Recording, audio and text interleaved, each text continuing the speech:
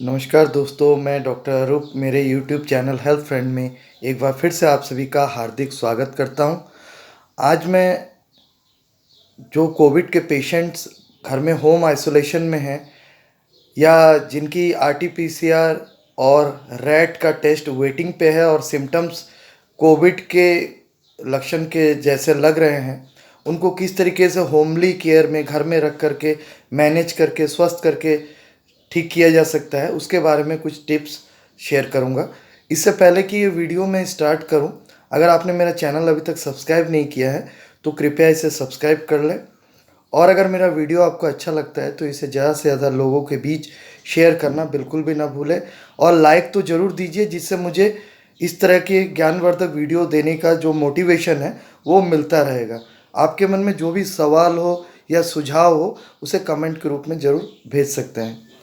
जैसा कि हम सभी लोगों को ये जानकारी है कि कोविड-19 का जो अभी जो सेकंड वेव चल रहा है उसमें 2 से ज़्यादा वायरस और 2 वायरस का म्यूटेंट्स हो गया है। म्यूटेशन की वजह से क्या हो रहा है, वो थोड़ा-सा जो है थोड़ा ज़्यादा पावरफुल हो गया है। लेकिन इंसान को ये नहीं भूलना चाहिए हमें कि हम वायरस को हरा करके अपने इतिहास को नहीं भूलना चाहिए हमें। हमने जो अपनी हमारी लॉन्ग हिस्ट्री है, उसमें हमने हर वायरस को पराजित किया है, किसी न किसी लेवल पर। तो ऐसा कुछ भी नहीं है जो कोविड-19 वायरस जो है हम उसको हरा नहीं सकते हैं, ऐसा कुछ नहीं है।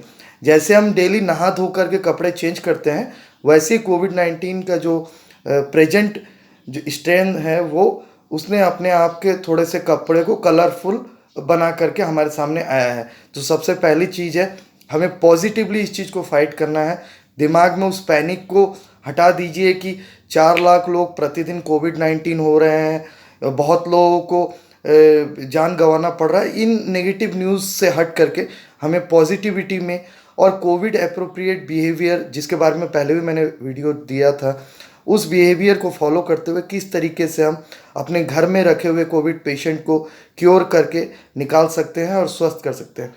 तो सबसे पहली चीज़ ये है कि कौन लोग घर में रह कर के कोविड पेशेंट कौन घर में रह कर के ठीक हो सकते हैं। तो इसकी जो कैटेगरी है वो माइल्ड और मॉडरेट वाले जितने भी पेशेंट हैं, वो घर में होमली केयर में रखे जा सकते हैं। अब माइल्ड और मॉडरेट के जो सिम्पटम्स हैं उसमें हल्के बुखार है, सर दर्द है, गले में दर्द है, खाँसी है, कई बार खाँसी थोड़ा-सा बढ़ भी सकता है, इसके साथ-साथ मसल्स पेन है, टेस्टलेस है और लॉस ऑफ स्मेल है। मुझे प्रतिदिन कई पेशेंट्स मेरे व्हाट्सएप में और मेरे नंबर में कॉल कर रहे हैं कि लॉस ऑफ स्मेल और लॉस ऑफ टेस्ट हो गया है, तो बहुत ज़्यादा पैनिक हो जाता है। तो ऐसा कुछ भी नहीं है, लगभग 3 हफ्ते के अंदर जो है लॉस ऑफ स्मेल और लॉस ऑफ टेस्ट जो है, ज़ुबान का स्वाद और जो नाक से स्मेल लेने की शक्ति वो ख़त्म हो गई रहती है, वो 21 दिन के बाद लगभग अधिकांश लोगों को रिटर्न बैक मिल जाता है।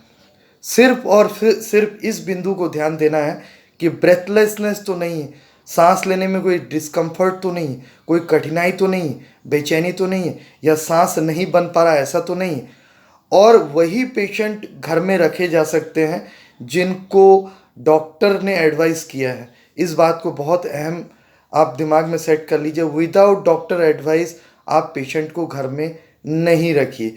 होम आइसोलेशन में उन्हीं कोविड पेशेंट को रखना चाहिए अगर डॉक्टर ने उसे सलाह दिया है, क्योंकि कई बार लोग सेल्फ मेडिकेशन करने लगते हैं, ये जानलेवा है। घर में आपको थर्मोमीटर और पल्स ऑक्सीमीटर रखना चाहिए। थर्मोमीटर से आप जो है रूटीनली उनका टेम्परेचर चेक करके अपने डॉक्टर को जानकारी देते रहिए। SpO2 लेवल जो है 90% से बिलो ना हो, इस बात का ख्याल रखिए, बराबर चेक करते रहना चाहिए। कुछ मैं क्विक टिप्स दूंगा जिसको आप इस्तेमाल करके पेशेंट को रिकवरी कर सकते हैं। डॉक्टर के जितने भी प्रेस्क्राइब्ड प्रोटोकॉल्स के तहत जो भी मेडिसिन्स है उसको लेते रहिए। उसके साथ साथ आप फ्लूइड्स की मात्रा ट्रिपल इंक्रीज़ कर दीजिए। अगर आप कल तक 1 लीटर पानी पीते थे तो 3 लीटर कर दीजिए। अगर कल तक आप 3 लीटर्स वाटर लेते थे तो आप 9 लीटर्स वाटर को लेते रहिए। ORS की मात्रा को इंक्रीज़ कर दीजिए। स्टीम इन्हेलेशन कीजिए, गर्म पानी का जो भाप है वो आप अपने नाक के द्वारा लेना चालू कीजिए। गार्गल, हर बार जितने भी बार आप खाना खा रहे हैं, गार्गलिंग करते रहिए। जो वायरस है वो थ्रोट के पास कोई भी इरिटेशन या सोर थ्रोट को पैदा ना कर सके, इसके लिए गार्गल एक बेस्ट रेमेडी है। कई बार गार्गल जो है आप मेडिसिनल शॉप से मंगवा सकते हैं, उसके अलावा सॉल्ट वाटर गार्गल भी प्रिफरेबल है, आप कर सकते हैं। कंटिन्यू सोना नहीं चाहिए। रेस्ट का मतलब ये नहीं है कि कंटिन्यू सोते रहिए, आप थोड़े देर सोइए, लेटिए। इसके अलावा योगा, एक्सरसाइज, इंडोर एक्टिविटी के तहत रूम के अंदर जो है आप कर सकते हैं। अगर आपको आपके परिवार में किसी को भी कोविड हो गया है तो जो केयर टेकर है वो स्पेशल प्रिकॉशंस लेने चाहिए, डबल मास्क पहनने चाहिए उसको, और ये ध्यान देना चाहिए कि किसी भी प्रकार से उस इंडिविजुअल के डायरेक्ट संपर्क में ना आए। अगर खाना पीना वो दे रहे हैं तो डोर स्टेप तक दे दें, और डिस्पोजेबल प्लेट्स और डिस्पोजेबल चीज़ों का इस्तेमाल कीजिए, जिससे क्या है वो बाद में एक जगह से फेंके जा सकते हैं। तो इस तरीके की चीज़ों को थोड़ा सा प्लान करके चलिए। मैंने शुरू में कहा SpO2 लेवल 90% से बिलो नहीं होना चाहिए। कुछ अहम लक्षण हैं जो खतरनाक और इंडिकेशन करते हैं और पेशेंट को हॉस्पिटलाइजेशन की ओर लेने की स्थिति को इंडिकेट करते हैं। उसमें लिम्स में कंटिन्यू पेन होना, स्लर्ड स्पीच, बात करते करते कंपन महसूस करना, फेस और लिप्स में ब्लूइशनेस, नीलापन आ जाना, सांस लेने में बहुत ज़्यादा कठिनाई महसूस करना या चेस्ट में प्रेशर, दबाव जैसा महसूस करना। इसके साथ साथ जो है फेंटिंग, बेहोशी जैसा लगना, और बिल्कुल मतलब जो है वीकनेस से जो है सर उठाने की ताकत या बॉडी जो है बेड रिडन हो जाना। ये इंडिकेशन अगर किसी पेशेंट में मिल रहे हैं, SpO2 लेवल भी 90% से बिलो है, तो आप तत्काल डॉक्टर से संपर्क कीजिए। हेल्पलाइन नंबर्स जो प्रोवाइड किए गए हैं और एम्बुलेंस सर्विसेज के जो नंबर्स हैं उसमें कॉल करके तत्काल हॉस्पिटलाइजेशन के लिए आप व्यवस्था कीजिए। अगर ये सब लक्षण बिल्कुल माइल्ड है, नहीं है आपके, जैसे मैंने बताया कि ब्लूइशनेस, नीलापन नहीं है, चेस्ट डिस्कम्फर्ट नहीं है, और बिल्कुल सांस लेने में कठिनाई नहीं है, तो मैं आपको कहूँगा आप बिंदास रहिए। आप घर में रहते हुए ठीक हो सकते हैं, और आपके जैसे जितने भी इस तरह के पेशेंट होके जो ठीक होने के बाद आप उन्हें भी इस बात को प्रेरित कर सकते हैं, आप इन स्टेप्स को फॉलो करा सकते हैं। डाइट में एंटीऑक्सीडेंट्स की मात्रा ज़्यादा लीजिए, कोशिश कीजिए फाइबर ज़्यादा लेने का। फाइबर दैट मीन्स रेशा युक्त भोजन। इसके अलावा आप प्रोटीन की मात्रा बढ़ा के ले सकते हैं, मल्टी मिनरल्स, मल्टी विटामिन्स की मात्रा बढ़ा के ले सकते हैं।